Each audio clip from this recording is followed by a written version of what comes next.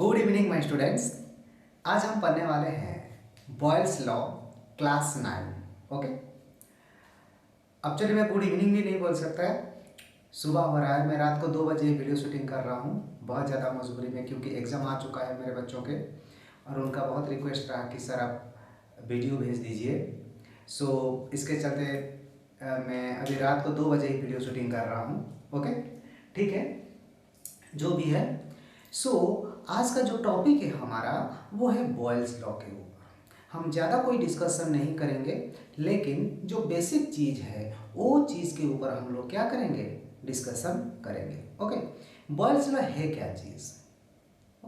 Boyle's law एक relationship होता है प्रेशर एंड वॉल्यूम के भीतर। मेरे बात को गौर से सुनिएगा, मैंने क्या कहा।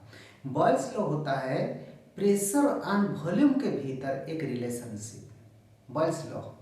ओके, एक्चुअली ये लॉ क्या कहता है?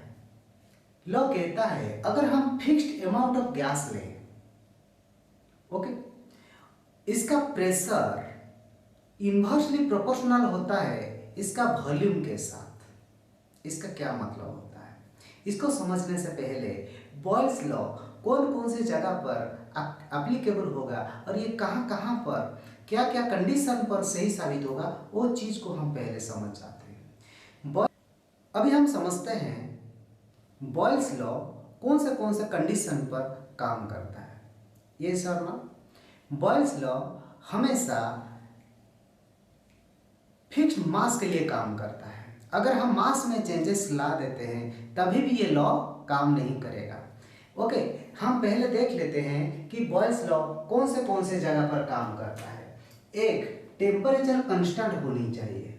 क्या कांस्टेंट होना चाहिए ना, टेम्परेचर कांस्टेंट होना चाहिए। ओके, दूसरा चीज फिक्स्ड मास होना चाहिए। क्या होना चाहिए ना, फिक्स्ड मास होना चाहिए।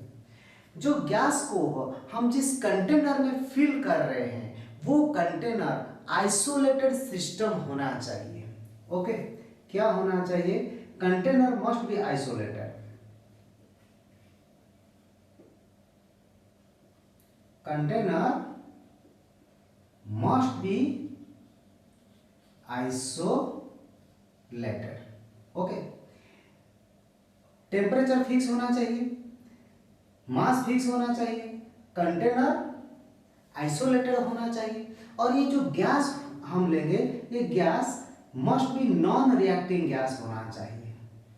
ये क्या होना चाहिए, नॉन रिएक्टिंग गैस होना चाहिए। एटलीस्ट ये 4 कंडीशन हमको चाहिए बॉयल्स लॉ को सही साबित करने के लिए। अगर ये चारों में से कोई एक चीज अगर चेंज हो जाता है तो बॉयल्स लॉ वहां पर फेल हो जाता है। ओके, ये चारों चीज को समझ जाइएगा। मैं जब पढ़ा रहा हूं तो ये सारा चीज को आप कॉपी में लिख लीजिए। ओके, तो पहले क्या होना चाहिए, मैं देखिए मैं एक बार बार ये चीज को रिपीट कर रहा हूं कि आप लोग वीडियो देखते ही ये चीज को याद रखें। तो पहला हो गया टेम्परेचर, दूसरा हो गया फिक्स्ड मास, तीसरा हो गया कंटेनर मस्ट बी आइसोलेटेड। यहाँ पे जबकि हम 9th क्लास में पढ़ रहे हैं तो उसके ऊपर शायद हम लोग को उतना नॉलेज नहीं है आइसोलेटेड सिस्टम क्या होता है। थोड़ा सा मैं आपको यहाँ पे डिस्कशन कर देता हूँ। यहाँ पे 3 तरह का सिस्टम होता है, एक ओपन सिस्टम होता है, एक क्लोज सिस्टम होता है और एक आइसोलेटेड सिस्टम होता है।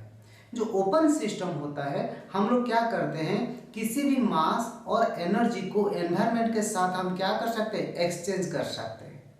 और क्लोज सिस्टम में क्या कर सकते हैं, हम एनर्जी को ट्रांसफर कर सकते हैं, एनवायरनमेंट के साथ हम एक्सचेंज कर सकते हैं, not the mass. In isolated system ना मास हम लोग एक्सचेंज कर सकते हैं, ना हम एनर्जी को हम क्या कर सकते हैं, एक्सचेंज कर सकते हैं। ओके, तो यहाँ पे कह रहा है जो हम सिस्टम लेंगे ये सिस्टम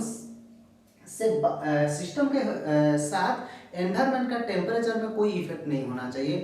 अंदर का टेम्परेचर बाहर नहीं आना चाहिए या बाहर का टेम्परेचर अंदर नहीं जाना चाहिए। इसको हम क्या कहेंगे, अभी के लिए आइसोलेटेड सिस्टम कहेंगे। ओके, चौथा क्या होना चाहिए, नॉन रिएक्टिंग गैस होना चाहिए। मान लीजिए हम क्या करेंगे, इसके भीतर ऑक्सीजन और हाइड्रोजन को डाल दिए, जब ऑक्सीजन और हाइड्रोजन को डाल देंगे ये दोनों मिलकर फिर वाटर बना देंगे, तभी भी बॉयल्स लॉ क्या हो जाएगा, फेल हो जाएगा। तो यहाँ पे हम इस तरह का गैस लेंगे जो नॉन रिएक्टिंग गैसेस है, यस और नॉट, ठीक है।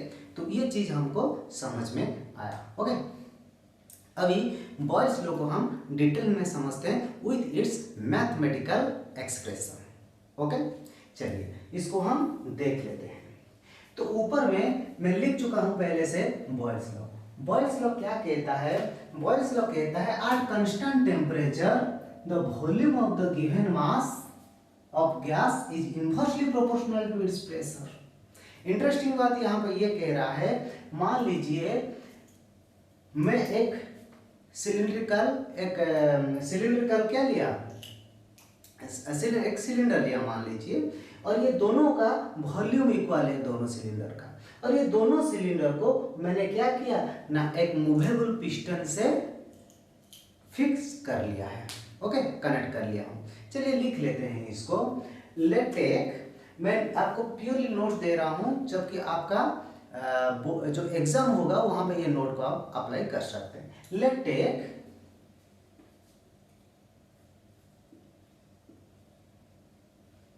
To cylindrical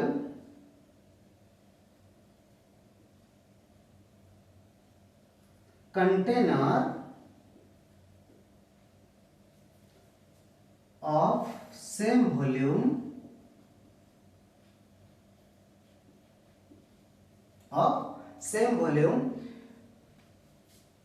fixed with movable piston,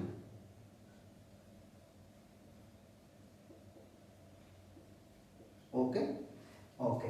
मैंने क्या किया यहाँ पे, मैंने यहाँ पे दो सिलेंडर लिया और इसको दो पिस्टन के साथ जोड़ दिया, जो पिस्टन ऊपर नीचे हो सकता है, ओके। यहाँ तक समझ में आ गया। चलिए आगे देखते हैं।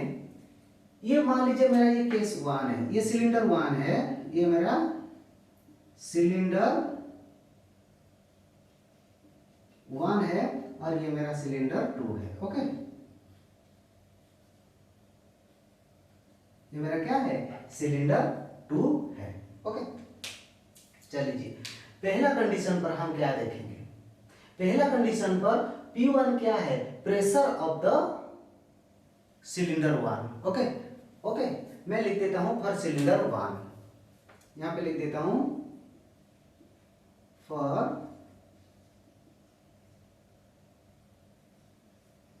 सिलेंडर 1। सिलेंडर 1 के लिए लेट P1 क्या है, P1 is equal to pressure of the gas,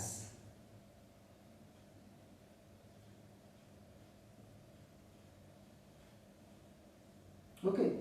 V1 equal to volume of the gas, okay. According to Boyle's law,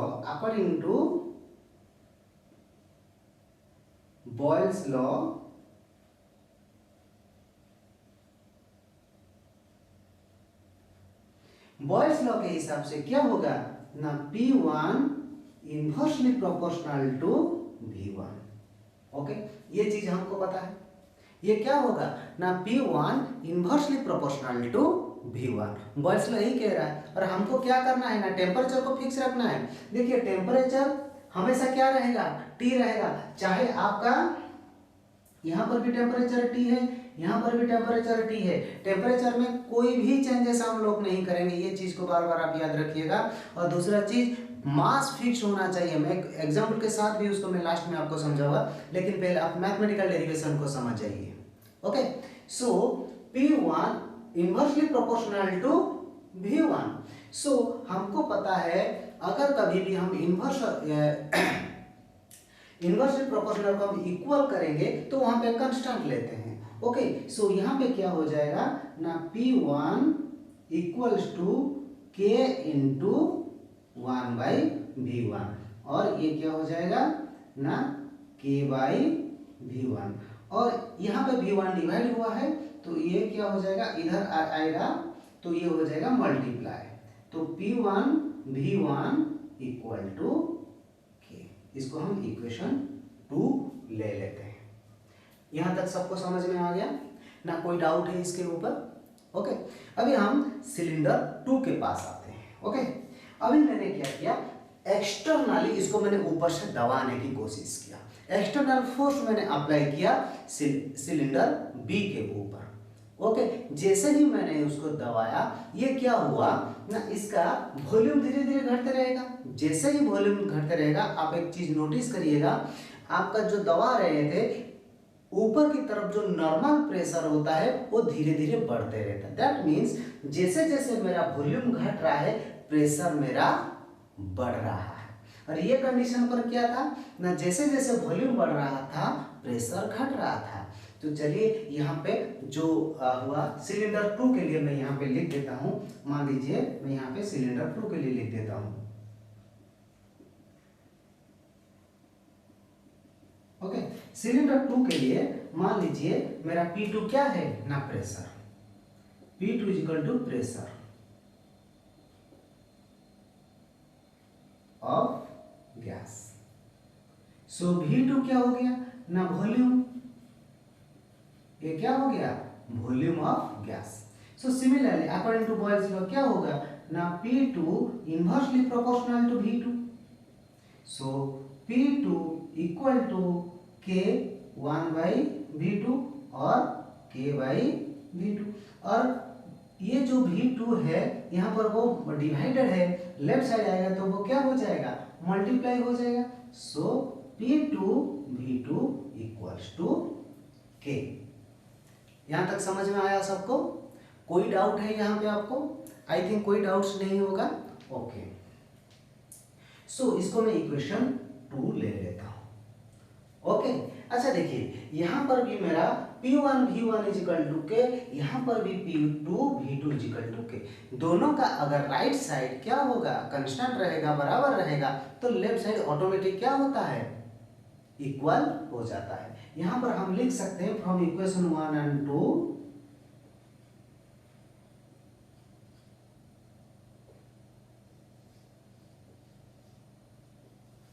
1 and 2 P1 V1 is equal to P2 V2। And ये formula लेके हमको mathematics में जो physics का numerical है वहां पे बहुत काम आएगा। ये फॉर्मूला हमारा क्या ना, P1 V1 is equal to P2 V2। Okay, तो बॉयल्स लॉ से हम क्या सीखे? बॉयल्स लॉ से एक चीज तो हम सीखे कि अगर टेम्परेचर हमारा कांस्टेंट रहता है, अगर हम प्रेशर को बढ़ाएंगे तो वॉल्यूम घट जाएगा, अगर वॉल्यूम को बढ़ाएंगे तो प्रेशर घट जाएगा। ये हमारा रिलेशनशिप रहा। ओके, लेकिन अच्छा एक मैं एग्जांपल में आपको दे रहा हूँ, वहाँ कहाँ कहाँ पर बॉयल्स लॉ फेलोर हो जाता है। मान लीजिए हम लोग साइकिल चलाते हैं, ये सब ना आप सब कोई साइकिल चलाता है या बाइक चलाता है या स्कूटी चलाता है, जो भी है। जब हम साइकिल में प्रेशर भरते हैं तो वॉल्यूम तो बढ़ता रहता है, ट्यूब और टायर का साइज तो बड़ा होता है और उसका इनसाइड प्रेशर भी बढ़ता रहता है। दोनों कैसे बढ़ रहा है, जबकि बॉयल्स लॉ ये कह रहा है अगर एक बढ़ेगा दूसरा घटेगा, अगर प्रेशर बढ़ेगा तो वॉल्यूम घटेगा और वॉल्यूम बढ़ेगा तो प्रेशर घटेगा। लेकिन जब मैं साइकिल में पंप दे रहा हूं वहां पर प्रेशर भी बढ़ रहा है और वॉल्यूम भी बढ़ रहा है, ऐसा क्यों? कोई जवाब इसका दे सकते हैं? हाँ, यहाँ पे मास कंटिन्यूअसली चेंज हो रहा है। समझ में आ रहा है? देखिए मैं ये चीज़ को पहले से बताया, मास हमेशा कांस्टेंट होना चाहिए। बहुत सारे स्टूडेंट यहीं पर गलती कर देते हैं समझने में, बोलते हैं कि सर यही चीज़ हो रहा है कि हम चाहते तो है साइकिल में हवा भरना, लेकिन जहाँ पर हवा भर रहे हैं वहाँ पे क्या हो रहा है, प्रेशर भी बढ़ रहा है और वॉल्यूम भी बढ़ रहा है। ऐसा कैसे हो रहा है? ओके, अगर हम अगर हम बैलून का बात करें, जब हम बैलून में हवा भरते हैं अपने मुंह से या कोई भी इंस्ट्रूमेंट से, तब क्या होता है, उसका वॉल्यूम भी बढ़ता है और उसका प्रेशर भी बढ़ जाता है। ऐसा क्यों? क्या बॉयल्स लॉ फेल्योर है?